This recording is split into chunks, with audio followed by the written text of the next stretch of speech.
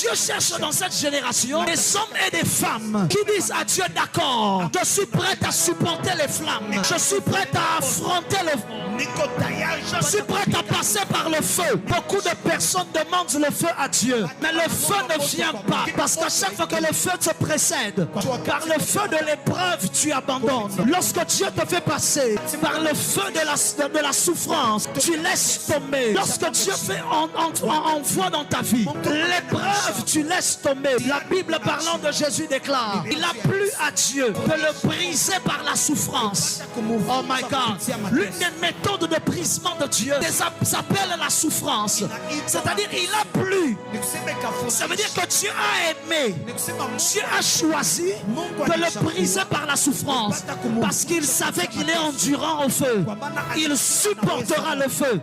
Bouge le voisin, demande-lui, est-ce que tu supporteras le feu? J'ai vu des gens désirer des grâces de Dieu. J'ai vu des gens désirer la puissance de Dieu. Avoir soif de grandes dimensions. Mais lorsque le feu de la purification venait, ils étaient en train d'abandonner.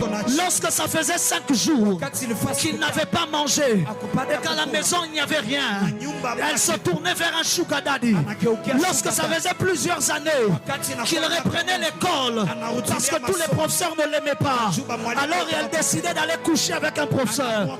Ils décidaient de tricher. Tu dis mais qu'est-ce que c'est? En fait ce n'est pas un problème. Pour nous c'est juste la preuve que toi tu es juste fait pour l'eau. Tu n'es pas fait pour le feu.